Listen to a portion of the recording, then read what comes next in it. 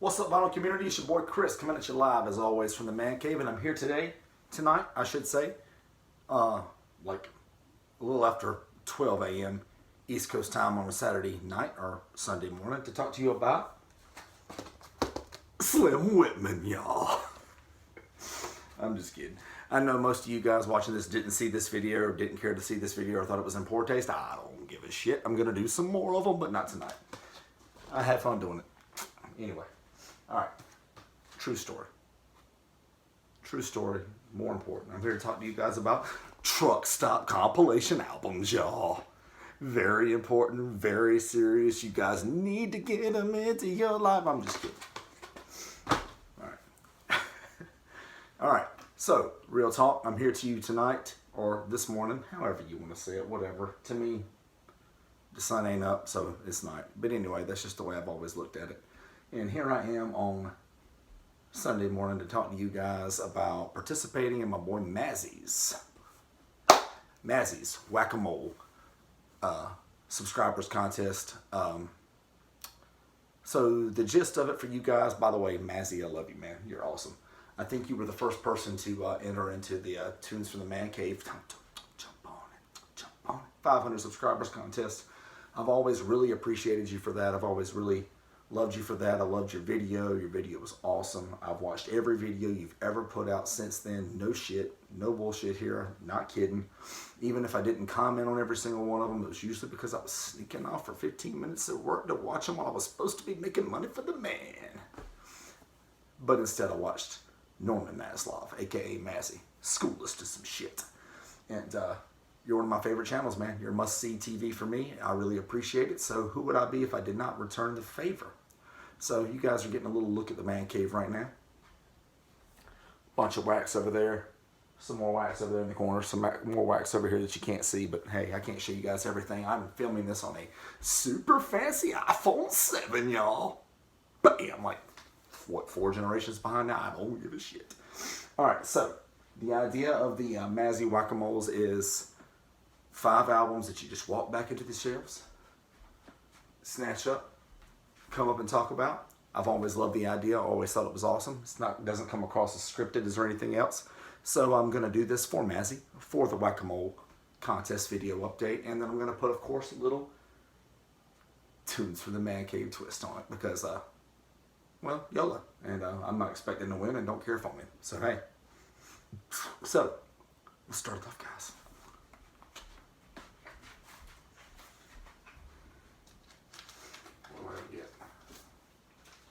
Oh shit, yes. I have drawn Behind His Delight, Art Blakey, and the Jazz Messengers. Let's go ahead and get this out of that glare. Yeah, guys. That's an original mono pressing. It's gorgeous. Blue Note, New York, USA labels. It's freaking killer. It's Freddie Hubbard on the trumpet, Wayne Shorter on the tenor, Curtis Fuller on the trombone, Cedar Walton on the piano, Jimmy Merritt on the bass, and the immortal Art Blakey, my all-time favorite drummer, Art Blakey, on the sticks. Guys, this is something super serious. So that's the first album I've been lucky enough to draw to talk about. Man, guys.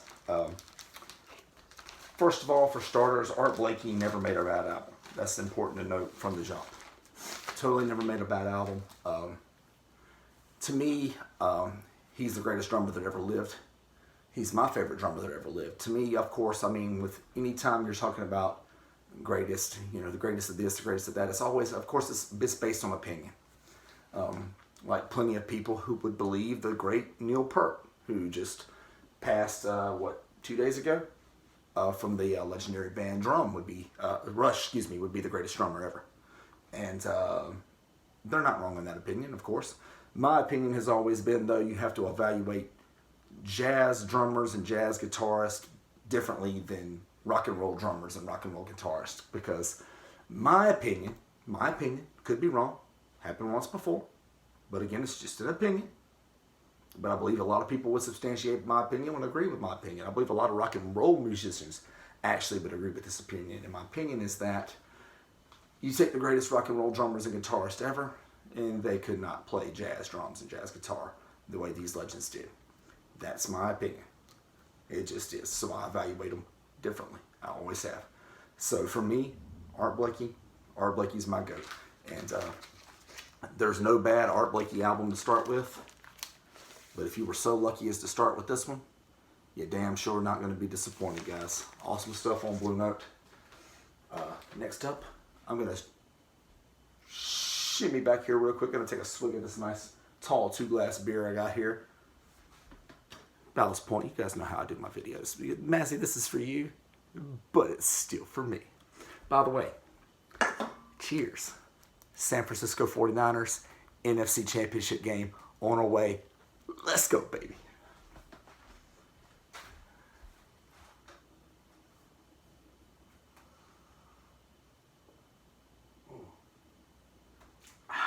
Shit. All right, let's dig in there. Oh man, I'm just having all kinds of good luck tonight. Getting around, Dexter Gordon. I'd love to tell you guys that this is one of my many original mono pressings, but I don't want to lie to you. I'm not going to bullshit you. I can't possibly hide that. Quick look at that will tell you that it's a Direct Metal Masters pressing, and I got it recently. My last trip that I went to Charlotte. Shoot.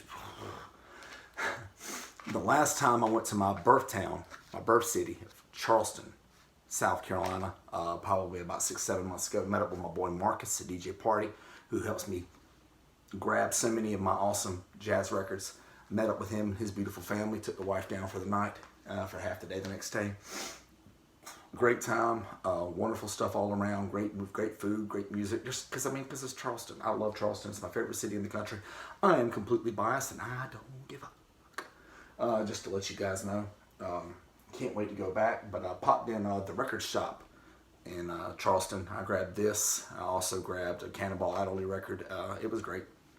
Passed on one or two, including a super clean Wes Montgomery stereo. It was a little overpriced for me. Had to pass. Tried to make an offer. The owner wasn't in the shop that day. They weren't having it. But anyway, it's probably still there because I had that bastard massively overpriced, even for as clean as it was. But anyway, getting around, Dexter Gordon, Bobby Hutcherson, Barry Harris, Bob Cranshaw, Billy Higgins on Blue Note, guys. It's killer. One of these days, this exact album will belong to one of you. And when it does, that will mean that I will have procured my original mono or stereo pressing that I oh so covet. So, 2 down, Mike. Am I counting right?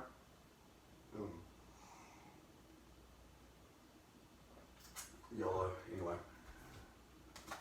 Here you go. Let's go here. Oh, all right. Miles Ahead. Miles Davis. Orchestra under the direction of Gil Evans, of course.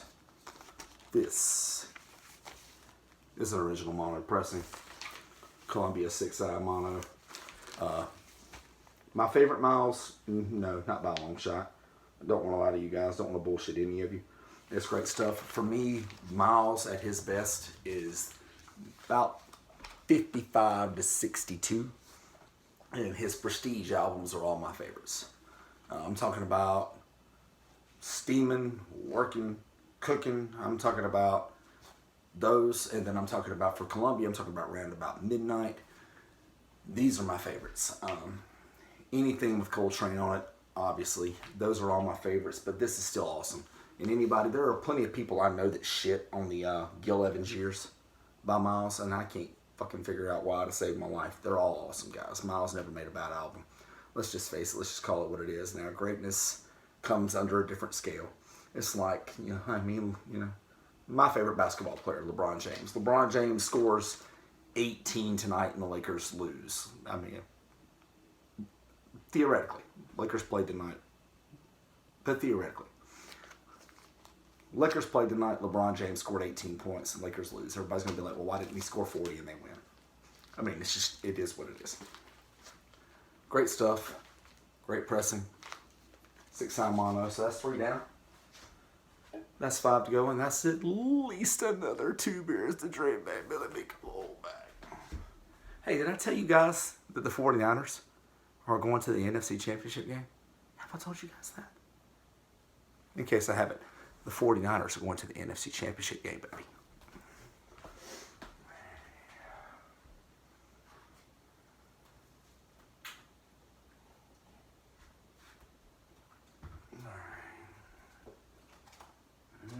Let's go here. Ooh. Yes, sir. Grant Green. Street of Dreams. Grant Green. No what, Mazzy, no wonder you like these things so much, man. These things are fucking fun. Grant Green, Street of Dreams. Larry Young, Bobby Hutcherson, Elvin Jones. What a lineup. Small lineup, great lineup. It is a mono pressing. It is, of course, in this instance, a Liberty mono pressing. Gorgeous, incredible condition. So awesome. And guys, I love everything Grant Green has ever done. And for those of you who are looking for Grant Green on a cheaper tip, there have been some super awesome Grant Green reissues lately. There was, of course, Sunday Morning, phenomenal reissue. There was, of course, give me a second. Why not? Why not take this opportunity? There's, of course, Solid by Grant Green. There's, of course, Born to Be Blue by Grant Green. My understanding is there's even more to come out by Grant Green, reissued the coming year on Tone Poet and whatnot. And the Tone Poet reissues, guys, if you haven't experienced them yet, then you've got to get them into your life. Really are great things, guys. Awesome stuff, and I highly recommend it anytime. Like even for this, guys, this is a Liberty reissue. I mean, it was substantially cheaper than what the original pressing would be. It'll probably belong to one of you guys one of these days, because I absolutely plan on procuring our original mono or stereo pressing. But until then, this one's mine. And any format that you can get a great jazz album in, guys, it's not from a digital source. I am all for it. And so with that in mind, I got one more.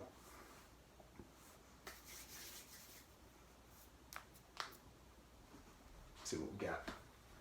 Good luck, swing a beer. Obviously. Why not? You got it. Ball out.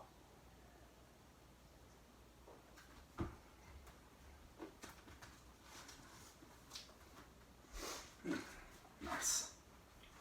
One of my favorite big band albums of all time, the Thelonious Monk Orchestra at Town Hall. I don't usually do big band, guys. This makes me want to just throw all that out the window because it's Monk, and Monk was a god. And it's hard to believe that any of us ever shared this exact same earth as the legendary Thelonious Monk. He was a man amongst mere mortals. He was a god, he was a genius, he was just an elite. And the fact that somebody like this could walk this earth and exist among us has always been amazing to me. And thank you, Roz Bell, for your album.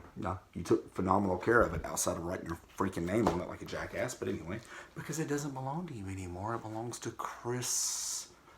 I totally didn't give you my last name. Chris, Tunes from the Man Cave. Anyway, Thelonious Monk piano, Donald Byrd on the trumpet, Eddie Burke trombone, Phil Woods on alto, Charlie Roos on tenor, Pepper Adams on baritone, Robert Northern French horn, Jay McAllister tuba, Sam Jones bass, Art Taylor drums, recorded in concert in New York City, February 28, 1959. Guys, I told you, it's big band stuff. But the guys in that freaking lineup, man, this album smokes. Obviously.